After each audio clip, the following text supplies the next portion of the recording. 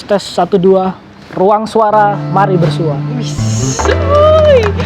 Oke, gini.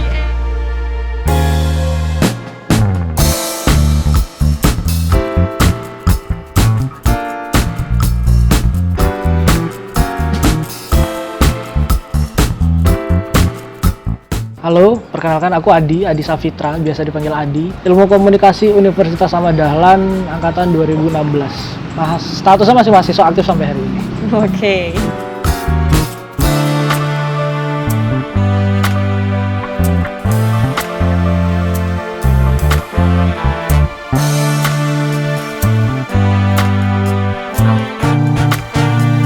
Terkait pencapaian sendiri sebenarnya belum banyak gitu. Pasti di luar sana banyak mahasiswa lainnya yang pencapaiannya jauh daripada aku sebenarnya gitu.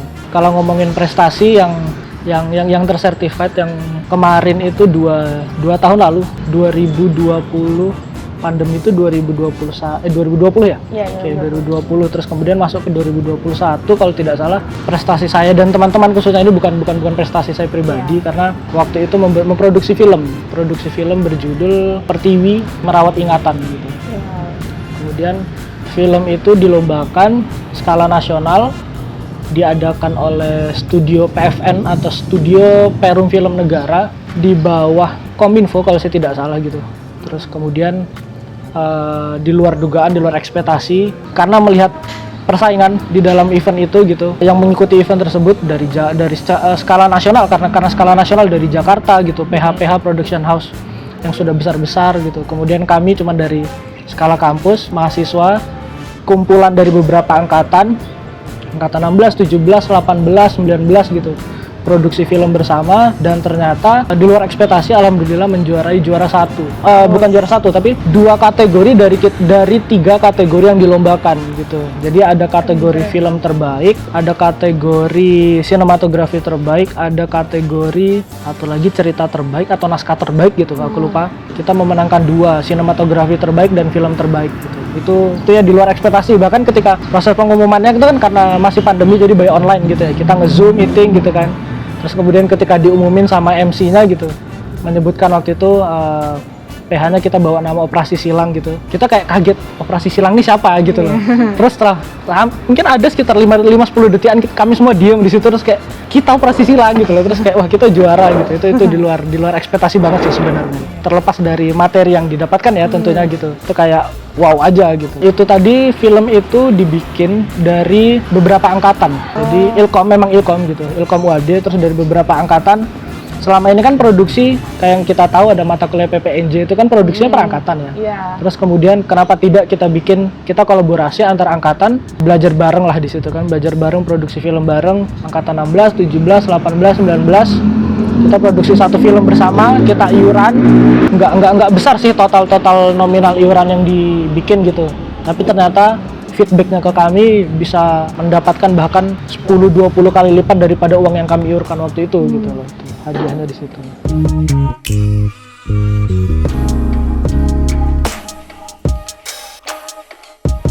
Itu memang inisiatif ya. Jadi mungkin kalau sedikit cerita ke belakang, waktu itu ketika proses pembuatan naskah itu aku nggak di Jogja. Posisinya aku lagi balik ke Batam gitu. Karena kebetulan aku asal dari Batam. Lagi balik terus bulan Agustus kalau tidak salah ya, awal Agustus aku balik ke Jogja, tiba-tiba dihubungi nih, dia ayo ikut produksi film apa gitu, aku nggak tahu sebelumnya. Filmnya ini naskahnya udah ada, sudah log dan sebagainya, terus aku perlu ikut iuran nggak di dalamnya gitu, bebas terserah katanya, karena sebenarnya uang yang dibutuhkan sudah cukup sebenarnya gitu kan. Terus kemudian ya sudah, singkat cerita produksi film berlangsung 2 hari gitu, bahkan syuting itu aku bisa bilang syuting produksi film tersantai karena pertama kita menggunakan talent wanita yang udah sepuh banget, malahan mbah gitu, aku lupa namanya mbah siapa gitu. Terus kita nggak mungkin nih syuting kayak seperti biasanya yang sampai 12 jam 15 jam, sangat tidak mungkin gitu loh. Ya udah, per hari itu kita maksimal syuting cuman 10 jam kalau tidak salah gitu. Terus kemudian hari kedua itu bahkan kita syuting mulai dari jam 9 pagi, jam 1 siang sudah selesai, sudah rap gitu. Itu kayak syuting santai banget gitu loh. Bahkan PNS aja belum pulang waktu itu gitu kan. Terus ya udah kami selesai, kemudian masuk ke pasca produksi, editing dan sebagainya, memakan waktu kurang dari seminggu karena memang filmnya sederhana gitu. kita nggak muluk-muluk harus editing yang seperti ini seperti itu, baik dari sisi editing cuttingan gambar ataupun audio juga, karena kebetulan aku juga yang melakukan post produksinya untuk audionya gitu. Kemudian aku nggak yang terlalu banyak gimana-gimana, ya sudah submit film, kemudian menunggu pengumuman sekitar 1 atau 2 minggu aku lupa, kemudian dapat hasil bahwa film kami menjadi film terfavorit dan sinematografi terbaik. Itu kayak wow.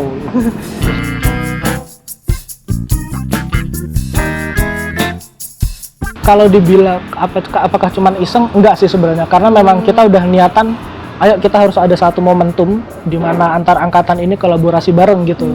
Ketemulah momentumnya event lomba itu gitu, yang mencerita secara tema film adalah cerita yang menggambarkan suasana kemerdekaan di kala pandemi, singkatnya gitu deh gitu. Terus kemudian di develop naskahnya sampai akhirnya terciptalah naskah tersebut, Pertiwi Merawat Ingatan. Keren. Itu di-upload di YouTube gitu nggak, Kak? Ya, film itu karena sudah juara, jadi kemudian terus di-upload ke YouTube, ada di YouTube bisa dicari gitu. Ya, mungkin semua boleh. bisa menonton. Kalau di YouTube itu, kalau tidak salah di channelnya Operasi Silang gitu. Di channelnya Operasi Silang, terus dicari aja, di situ ada film Pertiwi Merawat Ingatan. Durasinya singkat, cuma 3 menit 10 detik apa ya kalau aku nggak salah itu. Sangat singkat gitu. Tapi ya itu tadi, kerumitan di film pendek ini bukan bagaimana kita membuat film cerita panjang yang dipendek-pendekkan gitu, tapi bagaimana membuat sebuah cerita pendek yang setiap detik, setiap menitnya, setiap scene-nya itu punya ceritanya masing-masing, punya spesialnya masing-masing gitu lah itu. Itu kerumitan di film pendek gitu. Keren. Oke. Nanti habis ini ditonton ya. Wajib tonton. Kalau yang belum nonton mungkin boleh nonton iya. di YouTube, cari aja. Mungkin angkatan selanjutnya bisa menyusul masnya gitu. Harusnya begitu ya, karena seharusnya prestasi itu kan nggak boleh berhenti di satu angkatan saja kan, kita harusnya terus ibarat apa ya, kalau event futsal mungkin namanya piala bergilir, jadi kayak berpindah terus gitu. Harusnya prestasi seperti itu gitu loh. Terus setiap angkatan punya prestasinya masing-masing.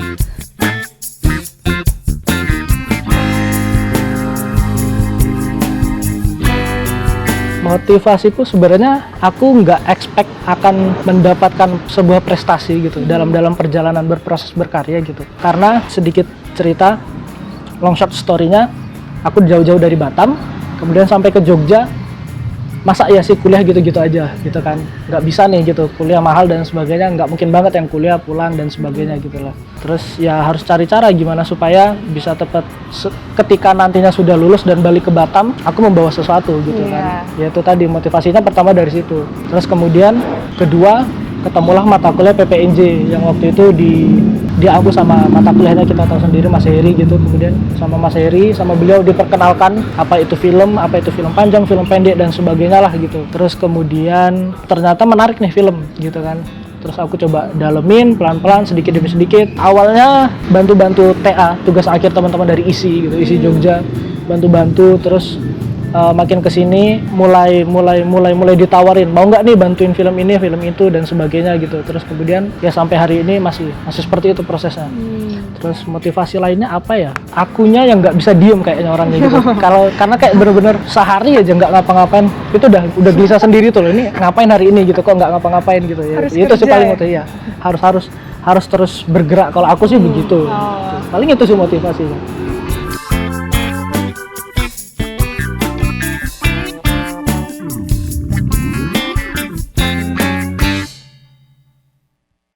Iya, memang saat ini aku hampir 1 tahun ini gitu di laboran labnya ilmu komunikasi UAD gitu. Kalau cerita lucunya ya karena aku angkatan 2016 gitu kan, skripsiku lumayan progresnya lambat lah gitu. Bukan tidak dikerjakan tapi progresnya lambat, alibi sebenarnya. Terus kemudian kaprodiku Pak Najib kayaknya agak geram gitu ngeliat aku. Ini anak syuting terus kok skripsi nggak dikerjain katanya. Akhirnya ya udah dipanggil ke lab untuk bantu-bantu di lab supaya ya tetap berada dalam pantauan beliau, mahasiswa angkatanku khususnya tetap berada pada pantauan beliau, skripsi bisa jalan, tapi juga syuting ya oke lah, tapi memang mengambil syutingnya nggak sebanyak yang sebelumnya gitu. Akhirnya ya udah tetap syuting sesekali 2 kali gitu, tapi skripsi juga dituntut untuk harus selesai. Gitu sih. Oke, berarti belum karyawan tetap di belum, situ ya? Enggak. Tapi mau berminat nggak? Sejauh ini belum ada arah ke sana sih gitu, karena menurutku ya belum aja gitu.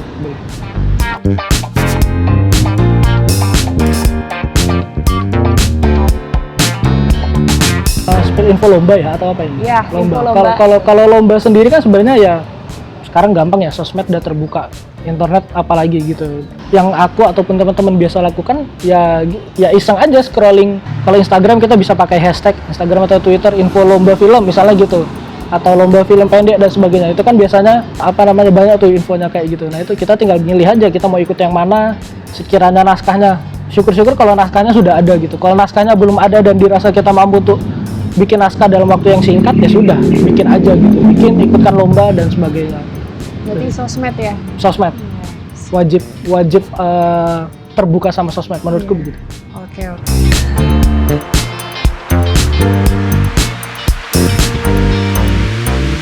Hal unik apa yang ada di prodiku? Kebetulan karena di ilmu komunikasi UAD banyak ya gitu. Teman-teman di luar Ilkom pun mungkin banyak ngelihat akhir-akhir ini ya, mulai dari sosmednya, kontennya dan sebagainya. Hal unik apa? Banyak sih, banyak. Apa ya, kalau disebutkan unik mungkin aku juga bingung nyebutin unik ini artinya gimana.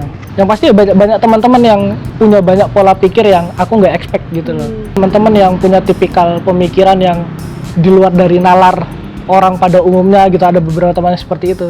Ketika si A memikirkan cara jalan itu kaki kanan kaki kiri dulu, kok si orang ini bisa kayaknya kalau kaki kanannya diputar dulu bisa deh gitu. Kayak banyak lah teman-teman Ilkom tuh banyak yang kayak gitu, di luar ekspektasiku. Kok mereka pola pikirnya bisa kayak gitu dan sebagainya. Itu sih paling. Anak-anaknya berarti. Anak-anaknya ya itu juga yang kenapa bikin aku males diem, harus terus bergerak ya, karena itu tadi teman-temanku tuh mereka punya waktu luang dikit aja, itu langsung tiba-tiba bikin karya apalah, ngapain lah dan sebagainya gitu. Aku nggak boleh kayak gitu. Masa iya sih ngeliat teman-teman yang lain sibuk sana sibuk sini. Sibuk ini dalam artian kita bedakan dulu antara sibuk sama produktif nih gitu. Ada yang sok sibuk tapi ada yang baru-baru produktif. Ketika ya mungkin lebih tepatnya aku menyebut mereka produktif ya gitu, karena selalu menghasilkan karya dan sebagainya gitu. Berbeda dengan teman-teman yang sibuk. Kalau aku sih membedakan apa itu sibuk dan produktif, apa sih gitu.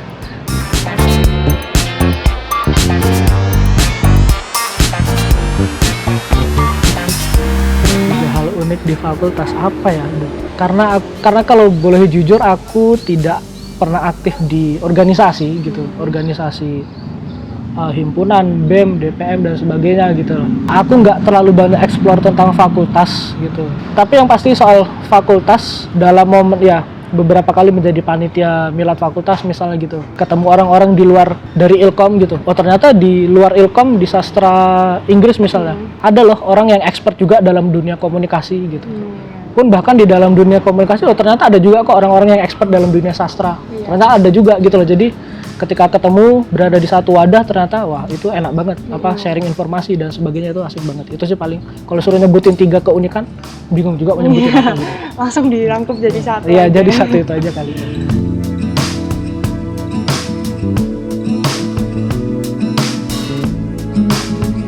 Kebetulan aku bukan anak yang suka baca buku gitu. Bukan tidak, tapi belum. Sampai hari ini belum.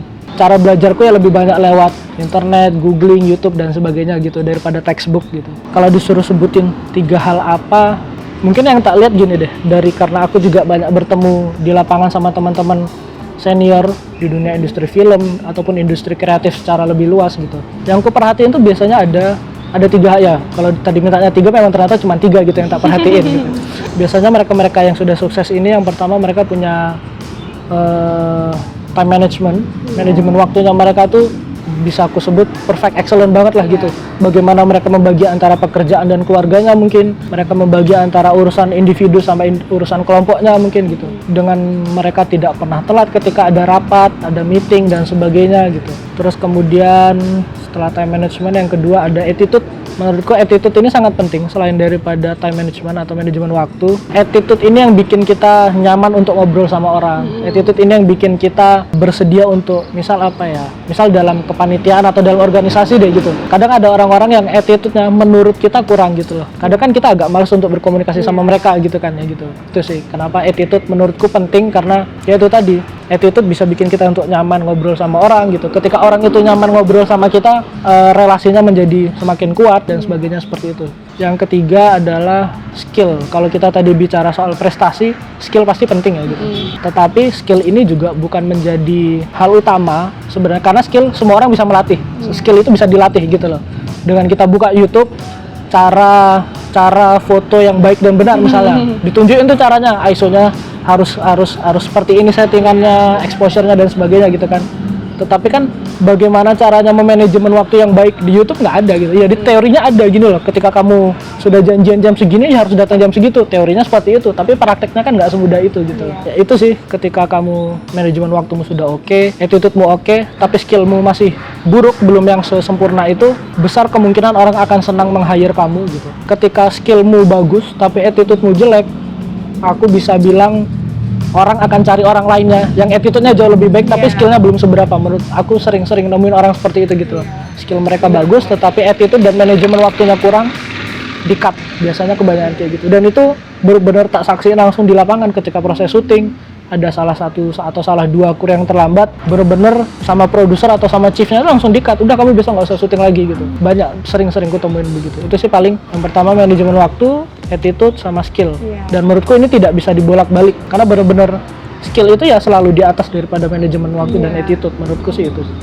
Jadi harus wajib 3 itu ya menurutku ya, karena yang sejauh ini yang aku coba terapin ke diri aku pribadi gitu, karena aku nggak mungkin menyuruh orang untuk ayo dong on time, nggak mungkin banget gitu. At least aku memaksakan 3 hal itu, dua hal utama itu dulu deh, manajemen waktu dan attitude, supaya bagaimana aku on time dan sebagainya ketika janjian dan sebagainya. Terus attitude ketika ketemu teman-teman baru dan sebagainya harus seperti apa, ketemu senior, ketemu junior dan sebagainya harus seperti apa gitu. Itu sih paling.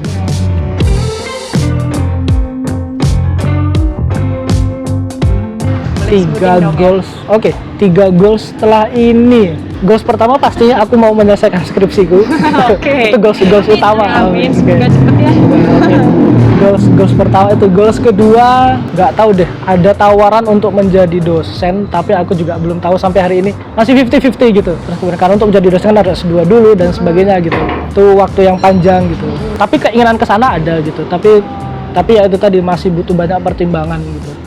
Terus kemudian goals ketiga apa ya? Naik haji mungkin. Naik haji ya, mungkin naik haji atau punya tabungan yang banyak mungkin itu kali goalsnya. Itu sih paling banyak duit ya. Ya kalau duit bisa dicari lah gitu, tapi relasi. Mungkin tambahan satu, relasi. Bagaimana aku pengen punya relasi yang luas, tidak hanya luas tapi juga relasi yang memberikan profit untuk aku gitu loh, profit manfaat. Bukan hanya dari, kalau soal materi bisa dicari lah, profit-profitnya kayak relasi. Misal dalam beberapa kondisi kadang ada ya namanya, aku nggak tahu aku apakah udah layak menyebut diriku freelancer atau enggak gitu. Freelance gitu kan jobnya nggak yang setiap hari ada, setiap waktu ada gitu. Tapi ada kalanya dimana ketika lagi sepi-sepi banget tiba-tiba ada nih orang jauh dari mana nggak tahu yang memang kenal sama aku, berhubungan baik gitu. Aku jaga relasiku sama dia, tiba-tiba calling, ini ada kerjaan gini.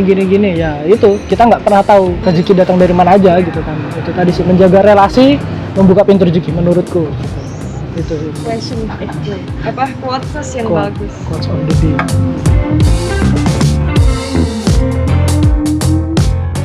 Tes 1 2 3, ruang suara mari bersua.